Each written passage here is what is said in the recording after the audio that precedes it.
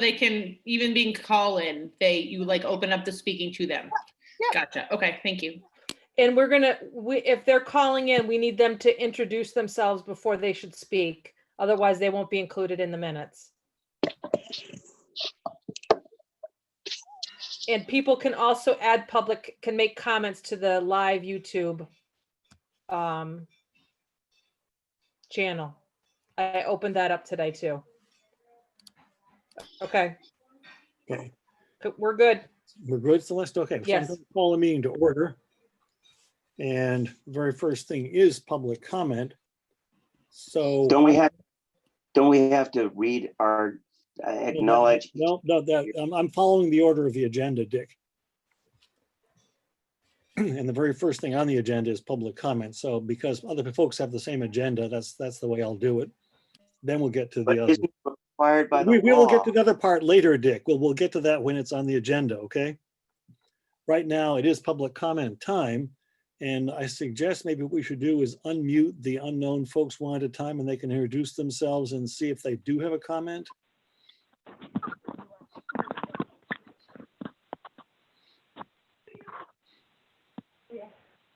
Hello, this is Cliff Damaris. I teach 8th grade language arts at Floodbrook. Can you hear me?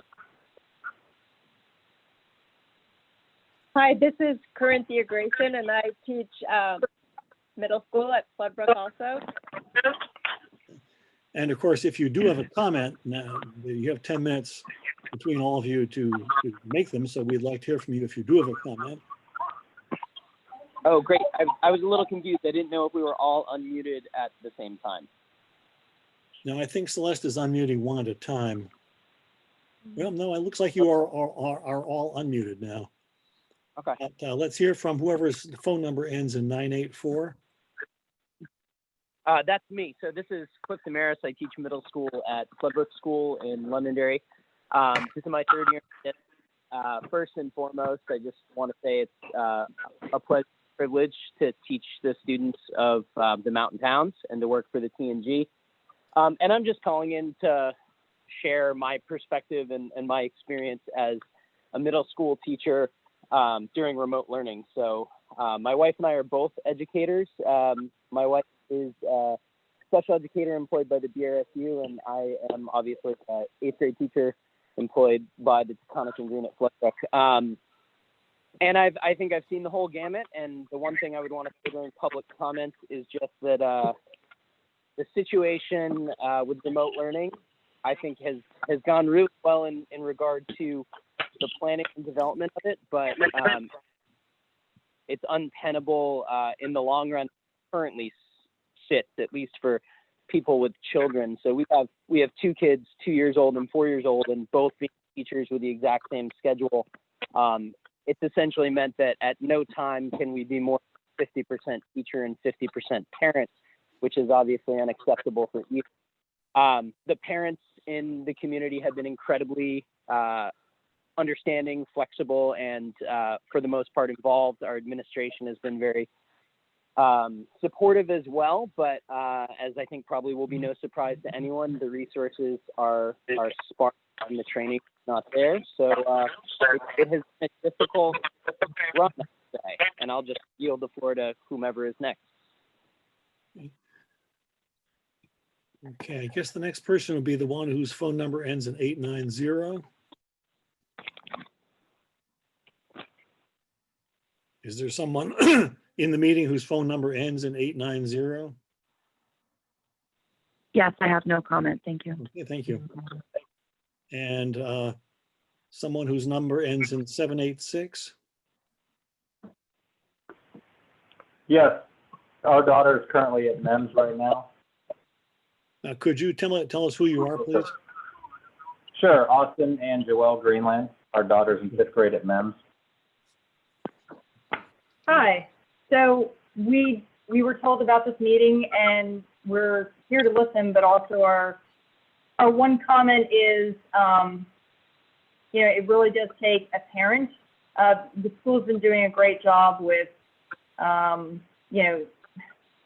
sending out assignments and having office hours, but I have to agree with the last caller. the long-term solution is, I mean, to do this even further is definitely one that does not allow for one of us or for both of us to be in work. So one of us, myself, I've been doing the homeschooling, but I would say that I had heard a suggestion of splitting the classes such that if you had 18 students, 9 to go in the morning and 9 to go in the afternoon, because I just cannot see, you know, having had to wear a mask for a few hours. I can't even imagine a child having to wear a mask from, you know, 8:15 to 3 o'clock to 3:15, and just staying in the classroom that entire time. The state mandates are pretty rigorous. And so that was only my comment that we could probably manage doing, you know, an afternoon or a morning session of school. So thank you for your service. Thank you for, you know, having this meeting and allowing the public to comment. Appreciate it. And by the way, there is another public comment period at the toward the end of the meeting also. So this is your only chance. Have we heard Thank from you. whoever's phone number ends in 172?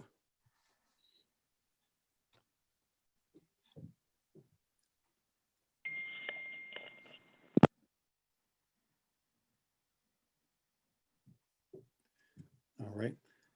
Have we overlooked, or have I overlooked any member of the public that did want to make a comment?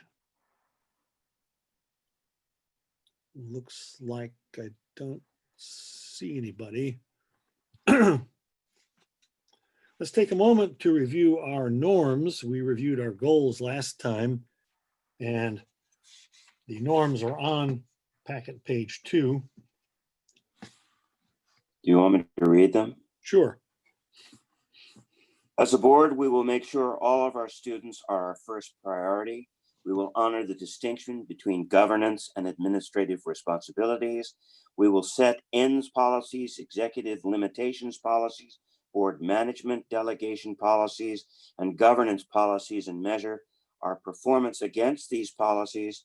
We will set goals for our work that are SMART, specific, measurable, attainable, results-oriented, and time-bound, and we will periodically check in on these goals. We will conduct ourselves in a courteous and professional manner. This means we will respect time, follow protocol, speak to the point, be prepared, bring closure to open items. We will make fact-based decisions that are in the best interests of our stakeholders. We will clearly and effectively communicate with all of our stakeholders. Thank you, Dick. The next item on the agenda is the focus on learning, policy 1.0.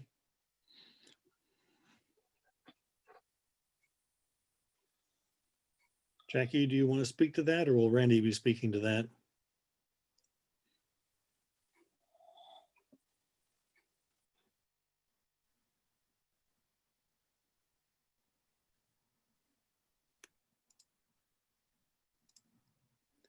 You're muted, Jack. That should not have been on the agenda. That was if we were at a school and they were going to give us a focus on learning. That should not have been there. Okay, so nobody has any remote No, presentations that way. no. Okay. All right. Next is the consent agenda, which includes hiring. Yes, Dick, you have a motion? So moved. Okay, is there a second? Moved by Dick, seconded by Georgina. Second, maybe? I'll second. Okay. All those in favor, please say aye. Aye. Aye. Okay, if you were opposed or you're abstaining, could you raise your hand and we'll catch you that way.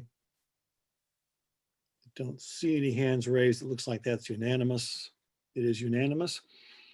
All right. Now we get to incidental information. Remember, this is not information that we have to act on. It's simply to keep us abreast of what's going on.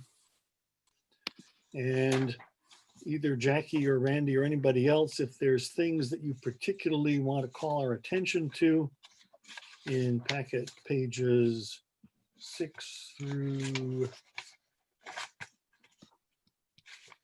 this would include the budget, 6 through 16. I guess now would be the time to tell us, take a particular look at something. I think the only thing I'd like to mention is, and then you can ask questions if you have questions about anything, but I think it may be good for you to hear, and for Randy, I know she had another task force meeting, I believe it was today. I just think, people are very interested in what we are doing to plan for the future as your callers, when they called in under public comments. So it might be good for Randy to give us a little overview of what's happening. Randy, would you like to do that? Sure, I'm happy to. It is a lot of my life right now is planning and learning and prepping for next year. You've got the information here about the work that we're currently doing to give you a sense of sort of what my days look like. I shared this morning with the teachers from the SU, but I had a meeting offered by Visbit about reopening schools. There's a 3-part series. I participated in the first one of those. Then I had the privilege of working with our task force again, which I'll come back to. So we had our second meeting today. And then I met with a woman who works at Springfield Hospital, learning about their infection prevention specialist and learning more about what that person might to do and considering whether there's a space or a place for her to work in a consultative role as we plan. So there's a lot of work happening on a lot of different levels right now. The task force, for those folks who are on it, I want to publicly thank them. It's an incredible group of people. And part of the training today offered by Visbit about reopening was you want your best people making these, plans and working on this work. And we've got a great crew of teachers, administrators, parents, SU leaders, building level leaders. It's a good group. So part of what we're doing in the first phase is we are framing out sort of a model that encompasses 6 different areas that we're going to take a deep dive into. And I shared those with you in what I wrote. So right now what we're doing is going through this and developing kind of considerations, needs, and people who need to be ultimately responsible.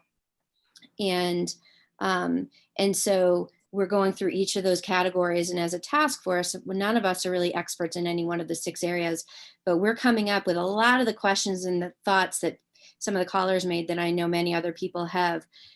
How do we work within the guidelines, and what are the questions, and what are the considerations, and how do we look at equity? How do we look at schedules? Considering CDC requirements, and how does that then interface with our scheduling and logistics and transportation and instructional possibilities. It's an incredibly complex system to try to consider, but we have a good people, and I'm hoping that next week will be our last task force meeting for phase 1, and that we'll have this model developed with all of the considerations, needs, and responsibility. And I've already talking to people, starting conversations about who will be facilitators of phase 2. And then what we'll be doing is really dividing into areas of expertise. So as we look at scheduling and logistics, we'll be bringing in people who we feel are really skilled or knowledgeable, or people whose input and experience we need to take it, help us to inform that work. When we think about operations, we'll be looking at our facilities, transportation, food service work, and social emotional. We'll be bringing in our counselors, our clinicians, our school psychologists, principals. So, and then I'm working right now on a system for there to be fluid communication between those work groups as we do a deep dive. I don't know, where we're going to end.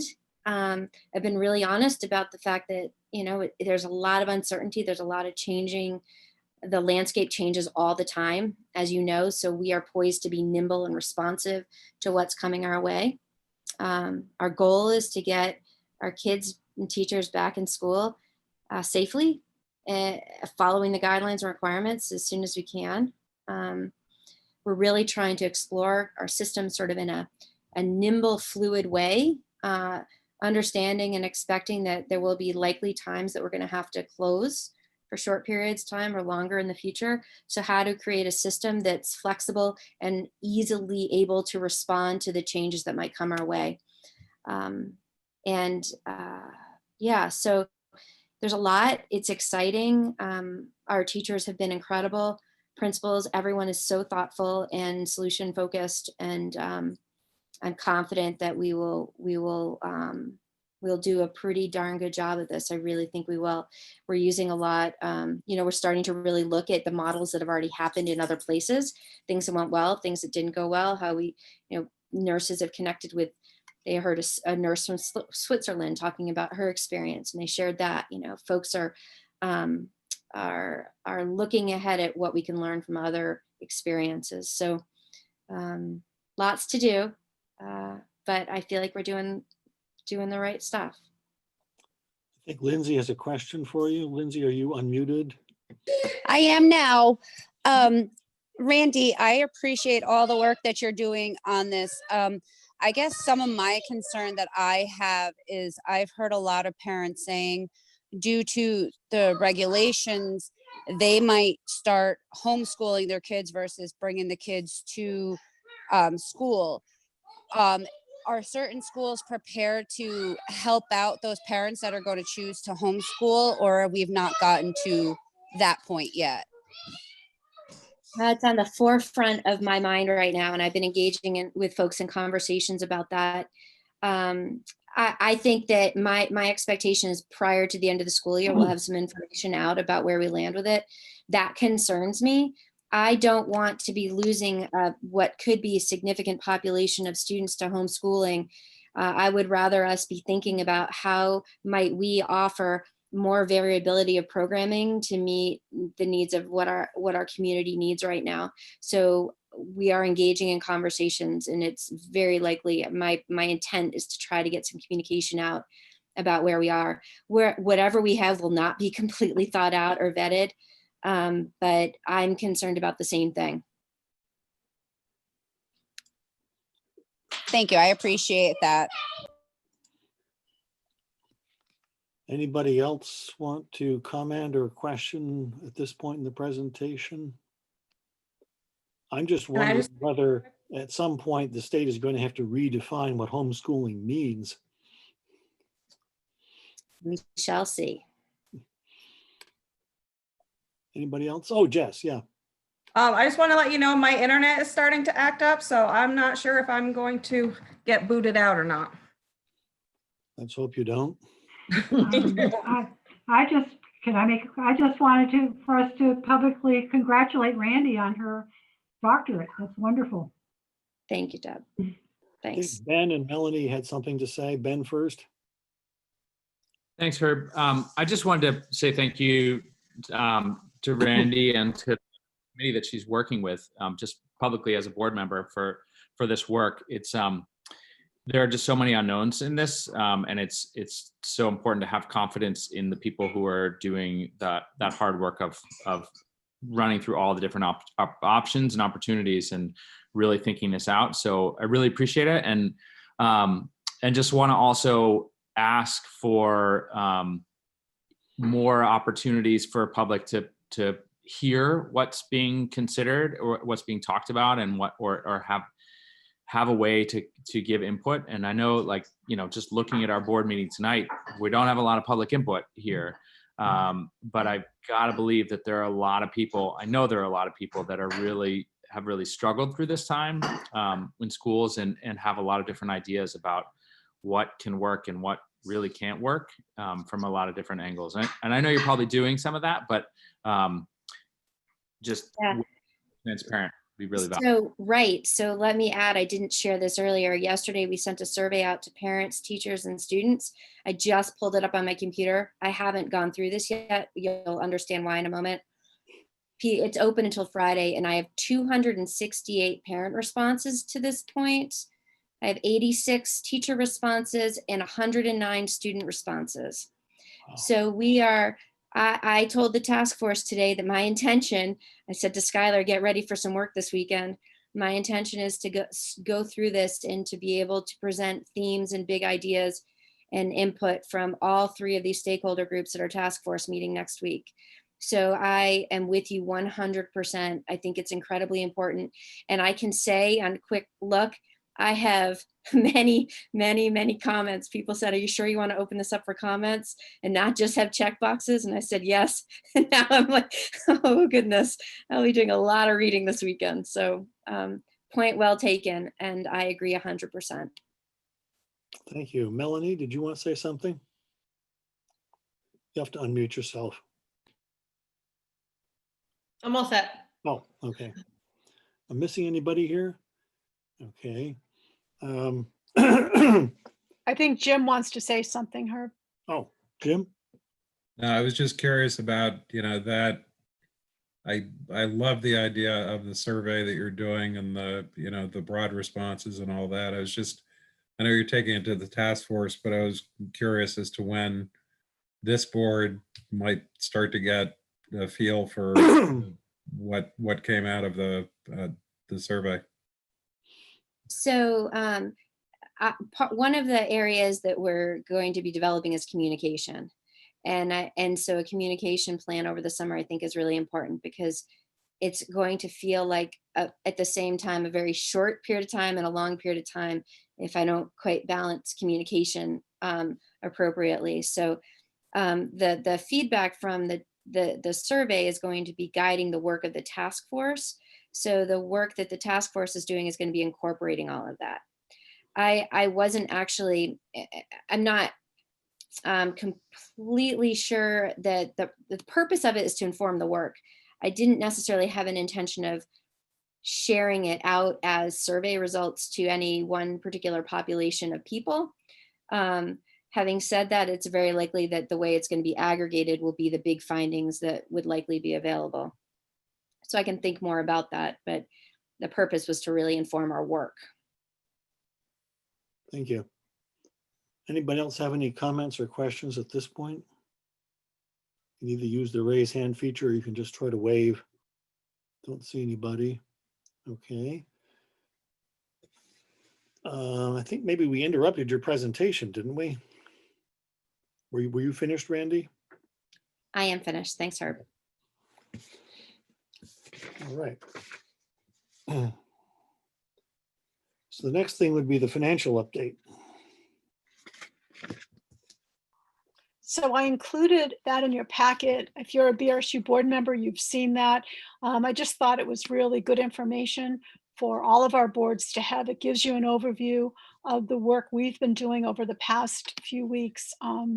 We've taken advantage of attrition where we could, and we've used that to restructure. And I think we've, been able to realize some good savings that hopefully will help as you start to budget for next year. So I just wanted to share that information with you. Thank you. Any comments or questions about the financial information, which ends at packet page 16?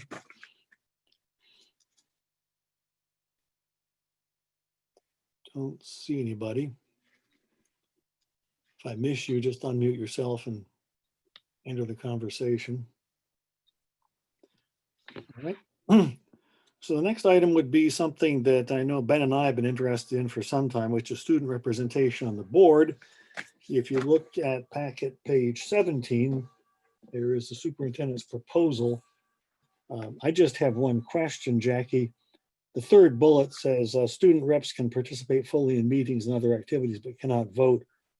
I'm assuming we wouldn't have them in the executive session unless there was some independent reason for them to be there though, right?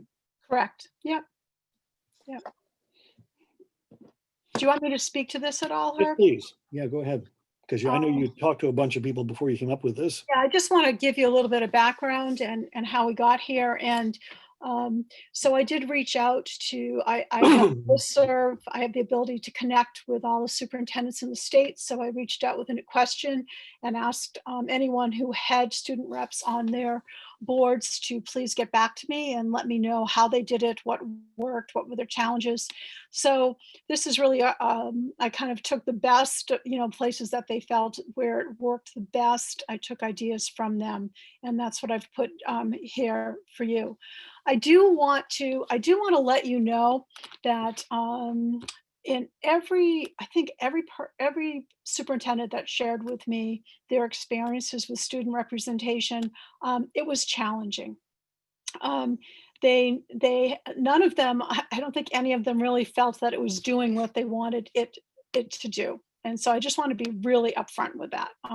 They had some challenges with it. They said kids, sometimes it struggled with kids participating. Sometimes they struggled with them being focused enough and having enough clear purpose around the work. So I want to share that piece.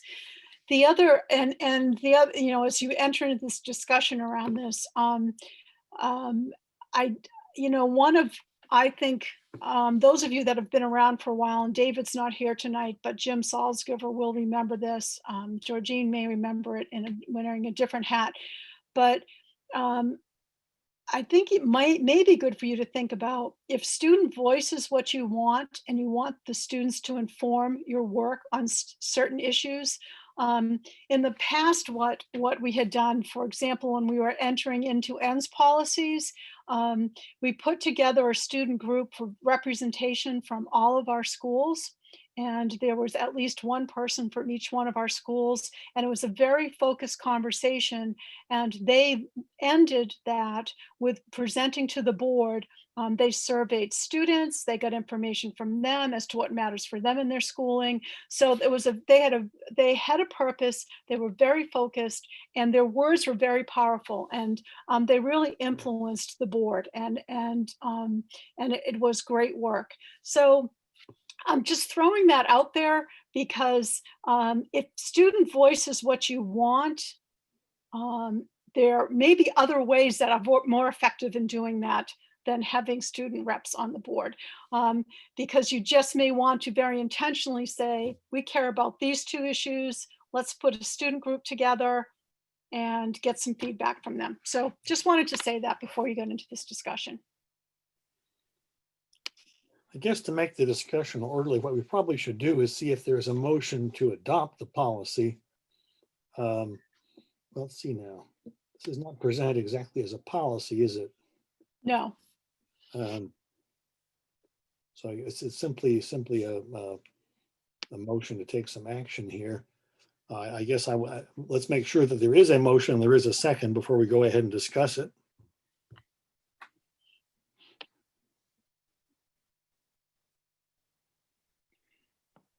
I think Ben is saying something, but I can't. There you go. I was telling the people in the room that I may have to make a motion here in a second. Should we make a motion to accept the recommendation of the superintendent? And then yes, so that would be one possible motion. Yeah. I mean, so I could move to accept the recommendation of the superintendent as written. Okay. And Georgine, is that wave a second, or you have to unmute yourself to tell me? Yes. Okay. Yes, it is Moved by Ben, seconded by Georgine. Now let's go ahead with discussion now that we know that it's on the floor. All right. So may I have the floor for Georgine? May. Okay. So I do remember that this was something Jay was very adamant about, getting student representation. And I had a lot of conversations over the years with him about this particular issue of getting student voice. But I understand what Jackie is saying, because it's really the voice of a group of kids, of students, that really need to react to our policies, not just one student. So I think Jackie's recommendation of getting kids from each school in the TNG to, get their input makes more sense than to think that we could get one kid or two, whatever, to come to a meeting every month, when, I mean, their attention span is not going to be 2 hours unless they come and go. And then getting to where they go, unless we all do Zoom. I just don't see it happening. for one or two individual students. But I think bringing forth ideas to a group of students to make a recommendation to the board makes more sense. Can I make a comment? Oh, Let's see, I think Melanie and then Deb. You have to unmute yourself. Yep, many of the schools have any governance bodies like student council? I don't think Sunderland does, but I don't think Sunderland does, but your middle schools do. So in 3 of your schools, you have some type of student governance body. So that would be a logical place to go. And I think when we did that work with ends policies, we started there, and then in our elementaries, we got some recommendations. Deb?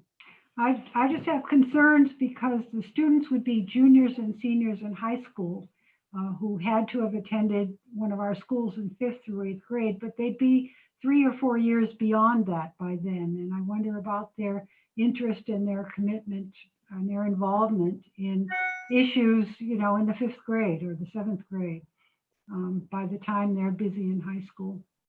I think Dick is next, then we'll go back to Ben.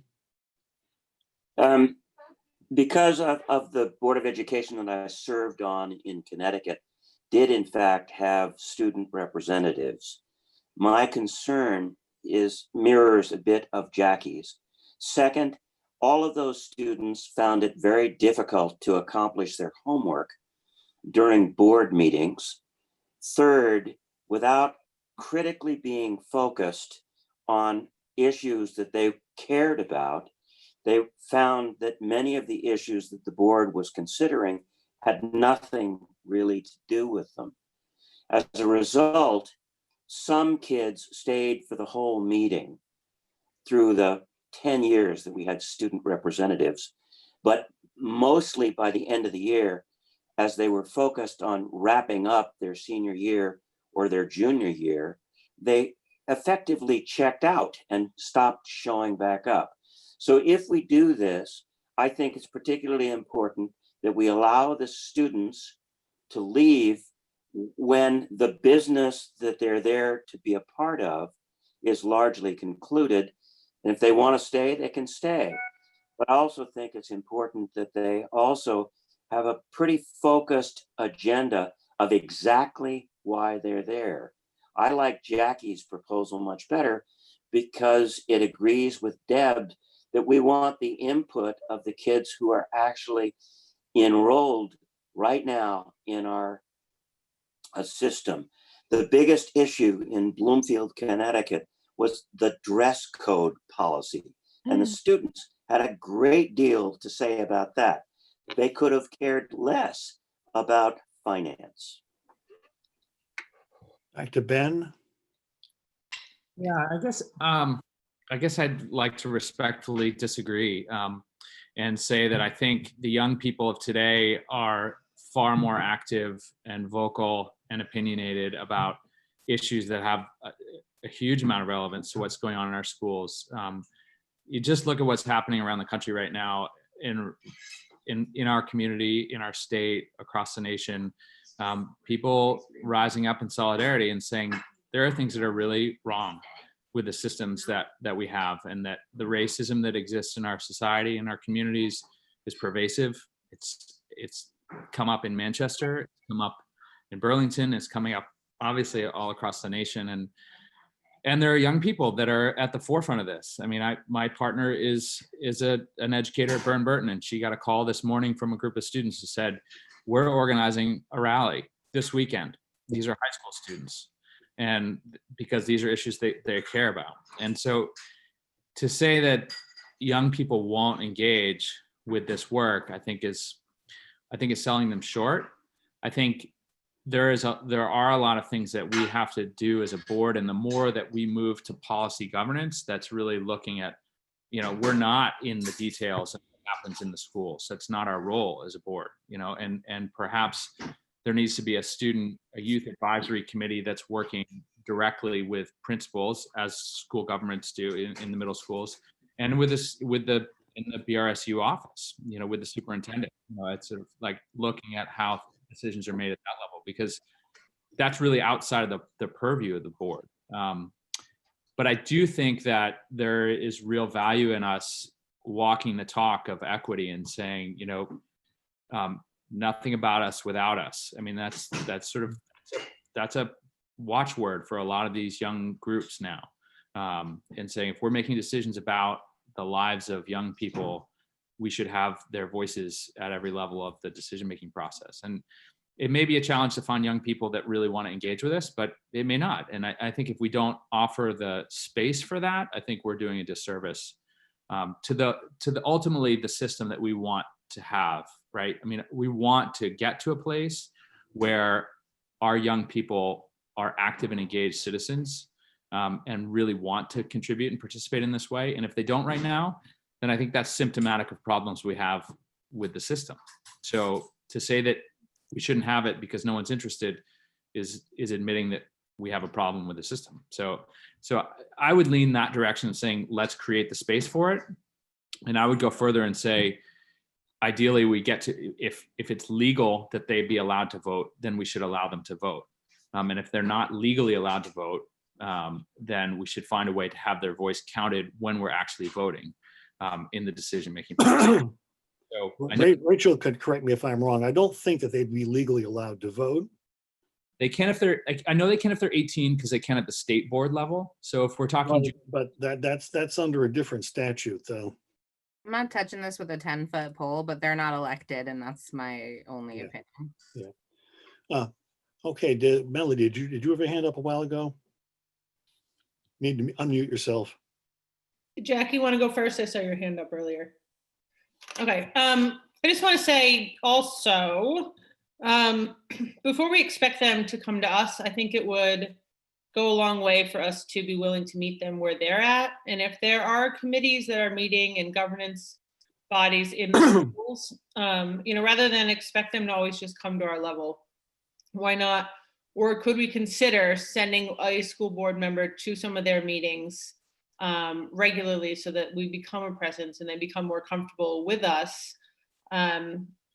So that, and that in the same turn, we're going to get a pulse on what it is that's important to them, at their governance level. Now, obviously, we're not asking about what the food's like, but we're going to hear where they're at and help, just help bridge that gap. So rather than, if we want to know what they're doing, we need to educate ourselves too, not just by asking them to step up and come to these adult meetings. So when you say not just, you're not suggesting these are mutually exclusive. It's just that this might not be the only thing to do, right? Correct. Yeah. And I think it might go, I think maybe doing a little bit of both will help encourage kids, hopefully show that same respect. If we're willing to give them our time, maybe they'd be willing to sit in with us for our meetings and give us their time. Rachel? Okay, so I have a question for Jackie and I have a comment. My question for Jackie is, with regards to the school boards who weighed in, were any of them in the kind of unique situation that we are in which we don't actually have a public high school that's part of the school district? No. Okay. That's where I'm actually struggling the most with this concept, is the dichotomy between having the student voices and having the student voices actually be students who aren't in our school district. And so I wonder if there's a way to create implicit in the student governments that exist in our middle schools, like every vice president of the 8th grade class or something like that becomes an executive committee member for the school board or something like that. And then there's like it's part of their job title in their student government, and there are a group of people who are weighing in, and we get one from each of the middle schools who are, there to weigh in, but we can identify for them the issues that they, or they're welcome to come all the time, but we would have like an asterisk on like executive, student committee representative issues or something like that, because I do struggle with the concept of the high schoolers weighing in on the budget. I mean, on the issues that we're mostly dealing with younger students for. So, but I support the representation, but that's where I'm struggling. Other folks? Randy, did you want to add something? I do. I have just two comments. One is, that you are that we are a supervisory union that is responsible for the education of all of our children for compulsory education.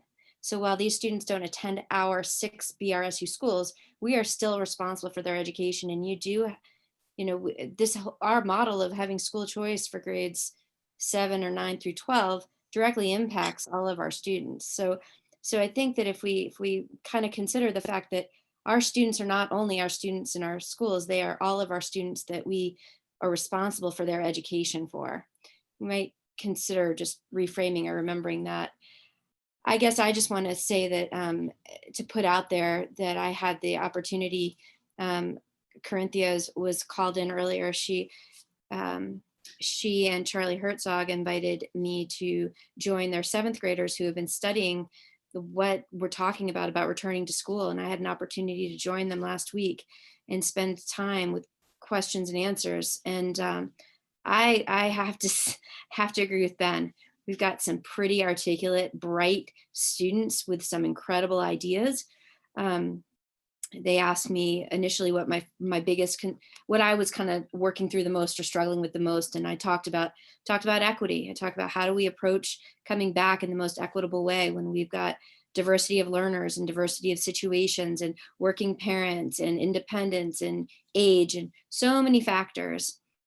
And I was blown away at their ability to separate what some people might see as fair with what is right. And so I guess I would just throw in the fact that our kids have a lot to offer us. Jackie? I just want to, I want to bring your attention to on my recommendation on the 4th bullet. What I was trying to do was marry these two things together. My concerns about, the student voice hearing involving all kids. And I think that if you do move in this direction, it's important that you include that there's an intentional connection with our middle school students on issues that matter to them and that their feedback is sought. So I don't think they should just sit on the board as high schoolers and not have that connection too. So that's why I intentionally put that on there as your 4th bullet. So I just think that would be important to attend to. And that was something that none of the other districts had because they don't have our situation. But I thought that was important that we make sure that we include that. Just before I This forget, is David Chandler. Can I jump in? just in a moment, Dave, I was just thinking, who made the motion? Because I think it might be important to add to the 3rd bullet where it says cannot vote, the words or attend executive sessions, just so we're clear about that. Would that be okay with the motion maker? Yes, that would be okay with the motion maker. And I think Georgine was the second. Is that okay with you, Georgine? Yes, it is. Okay, now let's hear from Dave. I'm going to affirm a lot of what Randy was saying. I think this is an experiment that we should try. I know that a lot of times things haven't worked very well, but I'm really listening to what Ben is saying and the movements that are going on now and the emphasis that may rekindle interest in governance among our kids. And this is part of our ENDS policy, and our ENDS policies about creating good citizens apply across all of our schools and then through high school, which is part of who we are, as Randy pointed out. And so I was thinking that this is a great way to send the message that to high school kids that not only do we consider them relevant to us, but they, not only are we relevant to them because we pay their bills, but they're relevant to us. And then they start to share responsibility of not only remembering their experiences and what they were upset about in the earlier days that we can affect, but maybe they're communicating more with their siblings and with kids from other schools. So yes, it's an experiment, and yes, it's a little airy-fairy, but I think it's something worth trying in the spirit of new directions that we're all trying to figure out how to move forward in this COVID, George Floyd crazy climate. So that's what I'd like to say. I have a comment, but first I want to make sure everybody else has been heard from first. I'm looking around. Is there another hand? Okay. I just want to say last November, I think it was, when I attended the day-long superintendents and board members meeting put on by the VSBA and the Superintendents Association, we heard from, I think it was 4 high schoolers who were members of several different school boards. And I was impressed not only by the degree of interest they showed, but also their honesty in saying, all right, there were certain items in the budget, for example, that I knew nothing about. I didn't have the time to become current on it. And either I did my homework during them or I left early. And nobody seemed to think that was out of order for them to be absent for things that really did not correspond with what they knew. But overall, I was very impressed by the presentation by the 4 kids. Any other discussion? All right, we have a motion on the floor. It's been amended to add a couple words to the 3rd bullet. All those in favor, please raise your hand. Anybody opposed, raise your hand. Anybody abstaining, raise your hand, please. Looks to me like that was unanimous. It is unanimous. Thank you. All right, interim ends policy. David. Excuse me? David. I voted yes. Oh, thank you. Quiet, a silent yes. Right. Packet page 18, yes, 18. And because this is a proposed policy, we have two whacks at it. One, we move to approve it, and one, we adopt it. Is there a motion to begin the process by, I believe the word is approve it to begin with, right? So moved. Moved by, it sounds like Dick. Is there a second? I'll second it. Seconded by, don't know who that was. Me. Me doesn't mean anything to me. Yeah. Okay, Deb, thank you. Okay. All right, been moved and seconded by Dick, seconded by Deb. Discussion. Or Jackie, do you want to say anything about it first? I'll just tell you where it came, I was asked to do a draft for you. So this is the draft. And I know I just did see an email earlier from this evening from Ben, who has some further suggestions to that opening statement that you may want to consider. And I just wanted to let you know the first under dispositions for lifelong learners, those first 3, adaptability, empathy, and learner's mindset, were the top 3 from your work when you went through that process of identifying what you believe is most important for learners. So that's where that came from. I just didn't pick them out of thin air. And the executive team, the TNG executive team, asked me to kind of learner's mindset. We're like, well, what does that mean? We couldn't really remember. So that's why you'll see the detail there, because that may be one that folks would not be quite sure as to what that meant. So that was how you define it. And I included Vermont's transferable skills because those are skills that we work constantly with in our schools, and we're required to do so. So I think it's very important that they have a presence in your ends policies. And they did, there was some crossover. You had communication, I believe, is your 4th disposition you identified. So that's already a transferable skill. So that's why I just wrapped that into that. So that's where everything came from. Anybody have any comments or questions? Raise your hand. Okay, Deb, go ahead. Yes, after the first version came out, I looked at, as the committee, we had read the policy governance guidance on how to write a policy like this. And so this was a stab that I made. On thinking about it later, I wondered if we might want to say that students will develop the knowledge and skills instead of they will have the knowledge and skills, because that implies a process that's ongoing through all their years, as well as the final product. Rather than to say that they will have the knowledge just means that when they graduate, they have the knowledge, but actually we're committed to providing that the whole way through. The other suggestion I might say is that we might say that they would become civic-minded global citizens instead of citizens of the world, just because that's a phrase that's easily understood. People understand the global economy and global issues, and it's just a term that is pretty common.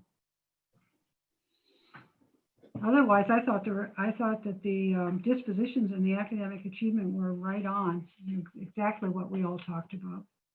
And also what I heard when I did the community session in Weston that we had. Other comments or questions? Ben? I did see Jackie, you just tried to say something, so I don't want to. Yeah, I just want to make sure I capture. I'm trying to capture what people are saying on the original Google Doc with the crossouts, and so I'll do that so that we don't lose that. And Deb, what was the last? You said global minded. I just want to make sure I get that information. You said global civic minded. Global citizens. Global citizens, so not civic minded. Civic-minded Yes. global citizens. Civic-minded global citizens. Thank you. Right, that's just, a term that everybody understands. Yeah, got it. So my comment was, first was to affirm that that a lot of what is in here is great, and I just was focusing in on that first goal, that first global end statement. And I sent an email out to folks right before, and it's just I'm responding. I will admit I'm responding to the context of what's going on in the world right now, but I think that's relevant. And I just felt that if the language around civic minded, and I just was trying to find a way to say, can we focus more on what is the world that we want to see? And there's so much around equity right now, and I don't know if equity-minded citizens or equity-minded global citizens will resonate and make sense to people enough. But that I was trying to get at that. How do we get at a piece there that's more than just civic-minded, which to me says it's contributing, but it's contributing. It could be seen as contributing to a system that for people who are in the position of being acted against, of being marginalized, that's not a society I want to be a civic participant in. That's a society I want to disrupt. And that's what's happening right now. And so how can we put that into a language of positivity, not in the disruption and breaking down and dismantling, though that's how some people would look at it, but to say, how can we be equity minded, and that's the direction that we're aiming towards. So again, that's one word. But the bigger piece at the end was just to say the statement of at a cost that the community will value and support, and I wanted to flip that and say, can we shift language to a cost that reflects the essential roles that schools play in our community? Because I think I would hope as school board members, we recognize those essential roles that schools play in society, and the pandemic has exposed the nature of those essential roles that schools play in society in ways that I think many people didn't understand. I mean, just the clarity around how much food schools are distributing and getting out to communities, and how much support, healthcare, mental health support, all these other pieces that schools are providing that is not recognized. And so I think if we phrase it as at a cost the community will value and support, if we have a public relations problem of how much people understand what the value of schools is, then they're not going to appropriate funds in an appropriate level. Our role as a board is to help people understand the value that schools play in communities, such that people will then fund it, essentially. So that's my attempt at trying to flip that around. Yeah. Okay, Dick is next, then Deb. I agree with you, Ben. The global stuff was obviously going to be modified. I think that your words are fine. And as the maker of the motion, I would love it if we could get that global ends to reflect both what you and Deb both said. And then I would amend my motion so that is what the global ends piece would be. I forget who seconded the motion. Is that okay with the seconder? Oh, I seconded, right? Okay. I think I did. Yes. Is that okay with you? Yeah. Okay. I just had that the ends policy needs to address three issues. What are the results we're trying to achieve for what recipients, and also the cost.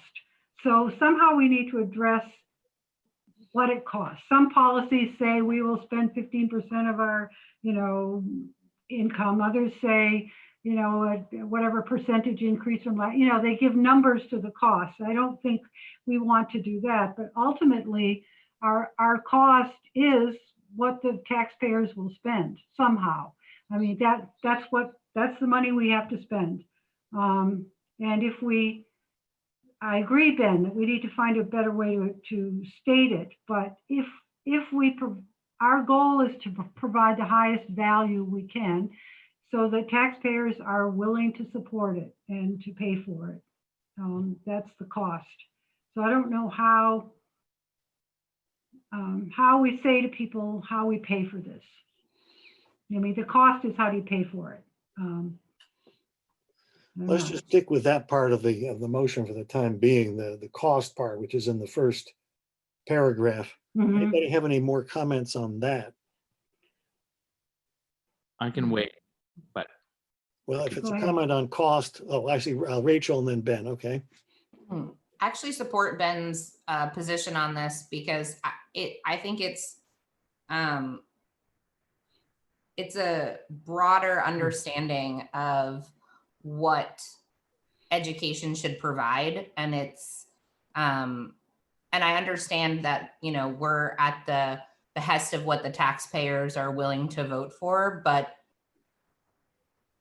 engaging in an understanding and a dialogue with them that highlights why we have the costs we have, because we understand the need for a different type of education, I think is important. And I think it shouldn't just be about, I liked Ben's language. I'm just going to say it like that. I'm not going to try to fix it. And I support that point of view. And I think it looks more towards what we want to be instead of where we are. And I think that's exactly what we've been trying to do this whole time. And that's what policy governance is the point of. And I think we need to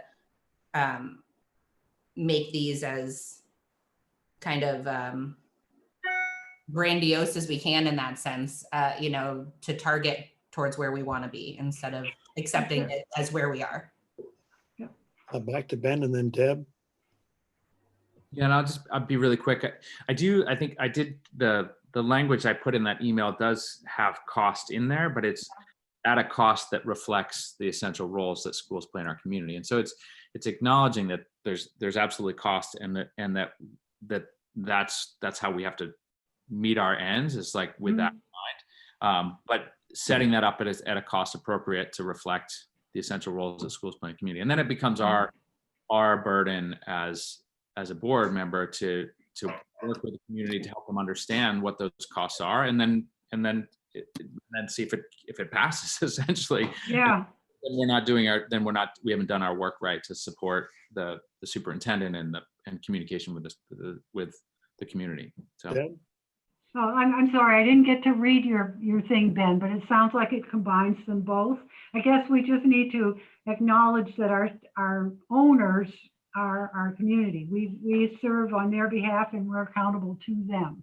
So as long as it reflects that and the values that we aim to provide, that sounds good. But I didn't read your change, Ben. What was it? What did you say? Well, if I'll read what I actually incorporated your language, Deb, which is I think what Dick was suggesting. So all students of the Taconic and Greens Regional School District will develop the knowledge, skills, and dispositions needed to become successful and equity-minded global citizens at a cost that reflects the essential roles that schools play in our communities. Melanie? I just want to offer one word change, and I wonder if we might want to consider at a cost that supports rather than reflects, just because support seems like a more actionable term. And I've heard it said here a lot just in this one discussion. Mhm. Grammatically, does that work? I mean, in my mind, but I'm not a lawyer. Cost that supports the essential roles that schools play in our community. I feel like it calls action to the fact that the cost is doing something that it is, indeed supporting that. Otherwise, it wouldn't be there. It's not a reflection of, but I could take it or leave it. No, that's good. And it also implies that we need the support of our owners. They are important. Ben? Did you want to add something? No, I was just affirming. I said that would be fine with me. I was just being supportive of Mel's offer. I accept Yeah, go ahead. the language as modified, Ben's language as modified by Melanie, as now the opening global ends statement.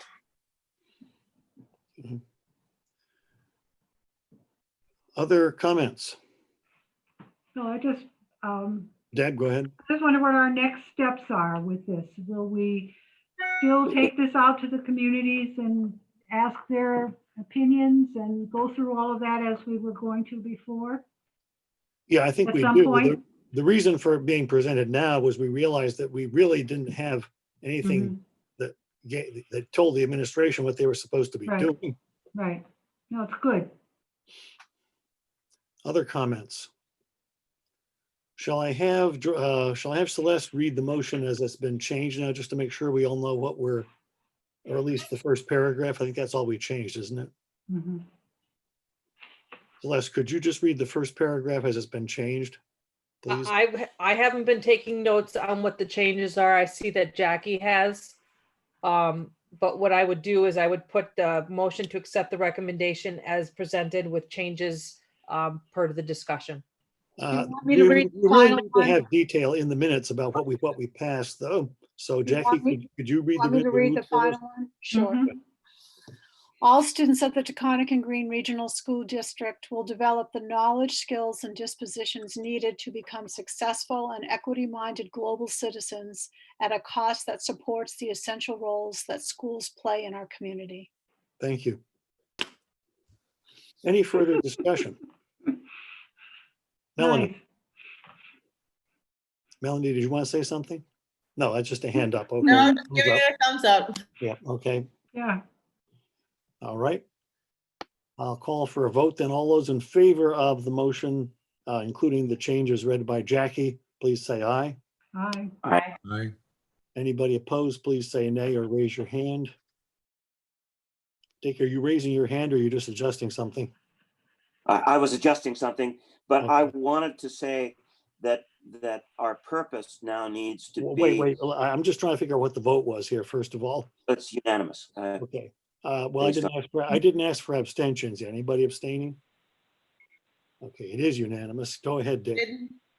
I wanted to say that the whole reason I made this idea part of our agenda was, as you stated, Herb, but now it is implicit that we have got to seriously think, along with what Randy is doing, about getting out into the community and presenting and getting feedback of what this ends policy is.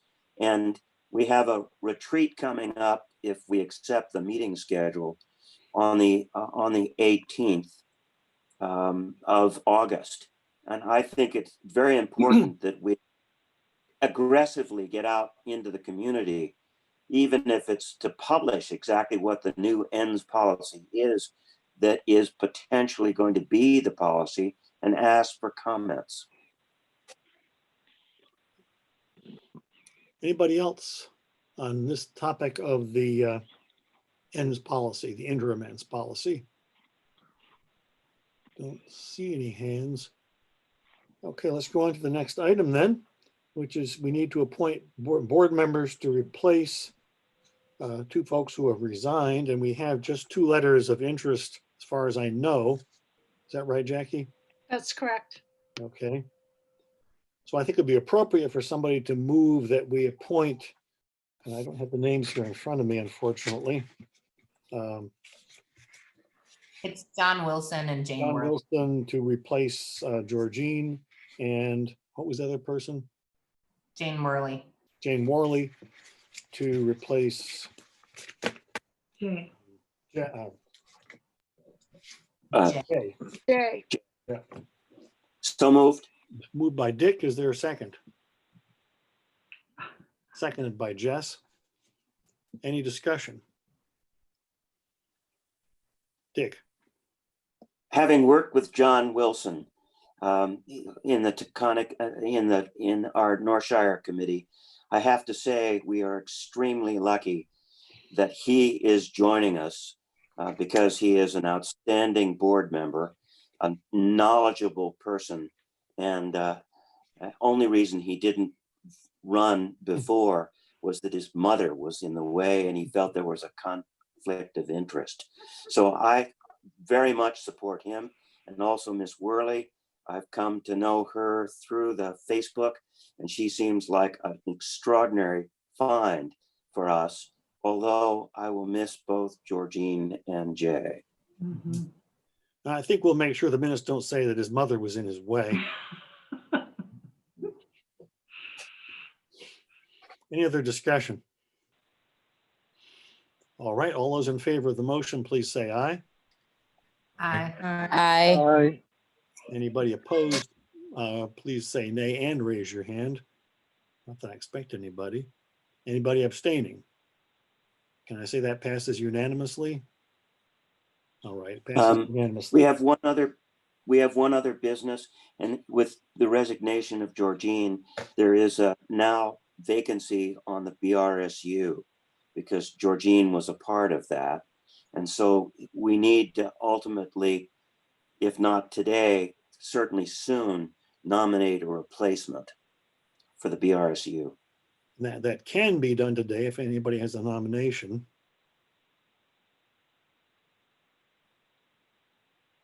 And of course, you can nominate somebody and then they can say, sorry, I don't want to do it. And then we just come back at the next meeting and nominate somebody else.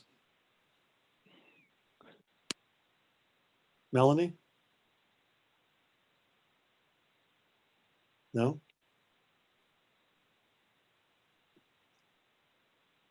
Going for nominations. Going once. Oh, Dick, did you have your hand up? Dick, did you want to say something? You have to unmute. Basically, we've got potentially 2 new members, but it's always been voluntary. Deb joined us after several people said they could no longer do it because of logistics.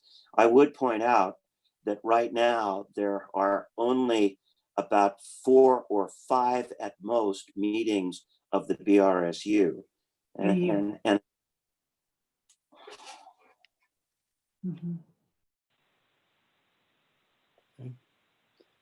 All right, well, I don't see any nominations, and it occurs to me it actually wasn't on the agenda, so probably it's best not to take action on that item today anyway, but we will put it on the next agenda. So now we come to the BRSU Master Agreement Memorandum of Understanding. Jackie, do you want to speak to that? Sure. I've on packet page 21, I give you an explanation of how this came to pass. In mid-May, I applied for a waiver to the Secretary of Education to exchange some emergency weather snow days for teacher professional development days, and that waiver was granted. I made that request because I feel we have some critical work to do over the summer around professional development given COVID-19. And the association, I've worked with the association and they are in support of this. So we have conferred with them. I believe we even have signatures from the association now on this memorandum of understanding. We will be using one day after school is out for students. I believe that's going to be June 15th, but the other days will be used in the summer when we have a better sense of what the needs will be for professional development for teachers. So I recommend that you support this change, this memorandum of understanding to the contract. Dick. I move the approval of the memorandum of understanding. Thank you. Is there a second? Ben, second. Seconded by Ben. Any discussion? Okay. All those in favor, could you raise your hand, please? Anybody opposed, raise your hand. Anybody abstaining? Dave, did you support that? We can't see you, of course. Yes. Okay, so that makes it unanimous then? Oh, and Lindsay, sorry, we can't see you either. Yeah, I'm done cleaning the wall. I agree. Okay, thank you. All right, that passes unanimously. And the next item would be a negotiation update, which I think is going to be brief. Dave or Very Dick, brief. handling that? I'm ready this time. Okay.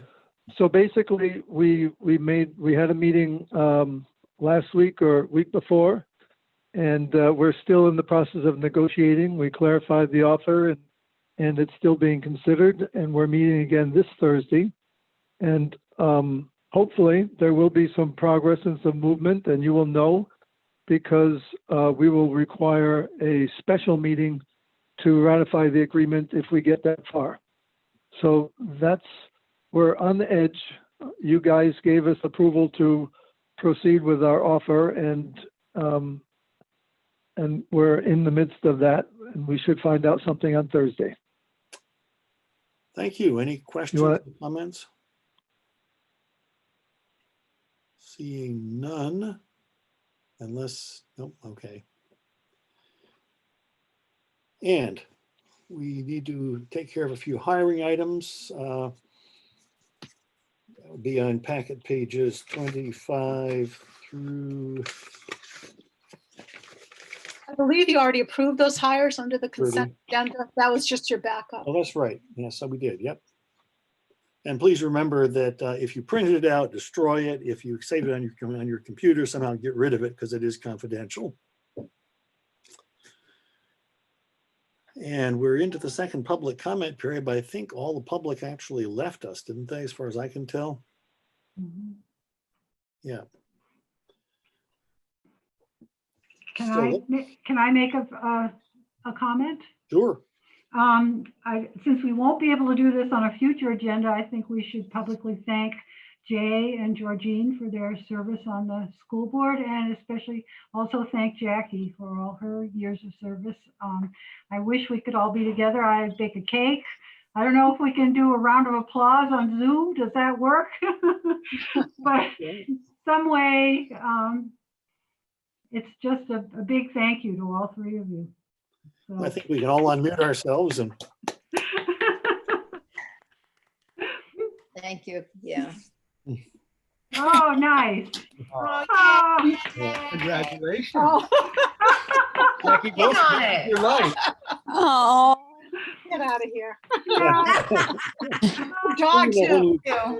When you've been a teacher and a principal and an assistant superintendent, you just got to put up with stuff like that, Jackie. Right. No, I guess so. We will miss you. We will miss I heard you him all. coming up the stairs. I'm like, what is he doing? He wasn't in a meeting. Did the dog come up here? He has good timing too. I guess so. They must have been texting him. Yeah. Somebody was texting him. Could that be you, Randy? It was. I was like, I think it's going to be earlier than 8:30, maybe like 8:15. Actually, maybe even earlier. I don't know. Stay tuned. Get ready. No, Deb like threw me all off. What So he should have done is bring me a glass of wine. it was pretty funny. I'm sure he was like, I'm to bring that up too. it's hard to know what you are going to end up talking about or not talking about. That's right. We will miss you. We will miss you. Sure will. Well, thank you very much. I will miss all of you. It's been an honor to work with all of you, and I've learned a whole lot in the last 4 years wearing this hat. But you're in good hands, and I look forward to watching you. I'll be watching you too to see what you're up to. Thank you, Jackie. And Georgine too, and Jay. Yes, Yeah, well, thanks. Okay. Thank you. Yeah. Take a moment to look at the norms and see whether we followed them. Back to packet page 2.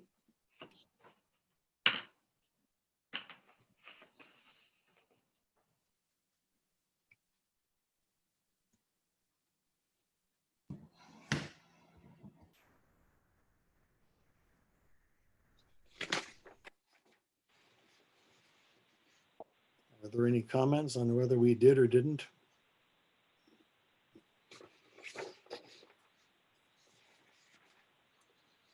And the next No, I meeting think we did. dates that we were proposing, I'm sorry, did somebody have a comment? I said, I think we definitely did follow them. I think it's easier on Zoom to follow than not on Zoom. True.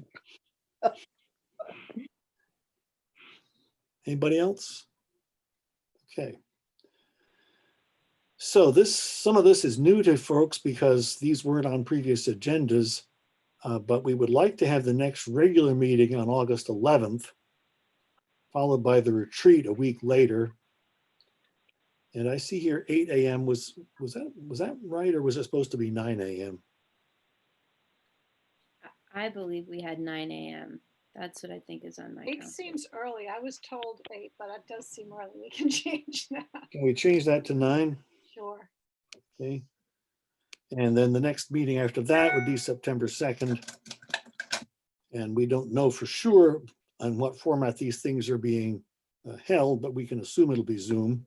I want to comment as to why the August meeting was added, because at our executive meeting prepping for this, we really felt there's going to be a lot, new that you're going to need to be aware of as the school year begins. So we wanted you to have that heads up. We didn't want you to be waiting until September to hear that.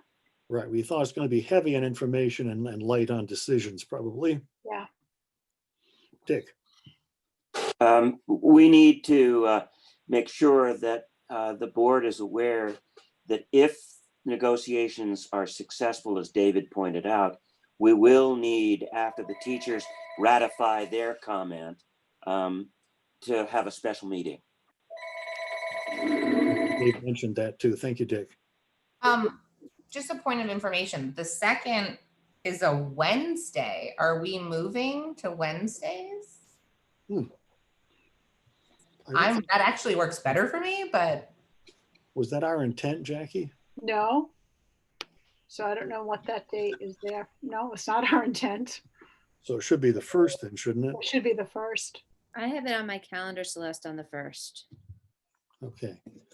So All right. does So there's 2 changes. The August retreat starts at 9, and more details will be coming out.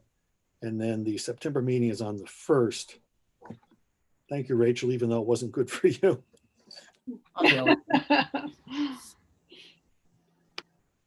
All right, I think there's one more motion that will be appropriate.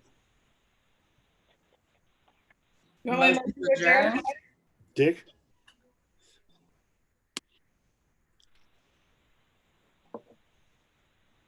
Melanie beat me, and I just second. So motion's been made. I call a question. You don't have to call the question. You're seconding the motion to adjourn, right? No, somebody else did. People can beat you on Zoom. Melanie moved to adjourn and you seconded it, right? Oh, fine. Okay. All right. All those in favor, please raise your hand. All right, that passes. We are adjourned. Thank you very much. Thanks. Thank you, everybody. Thanks, Jack.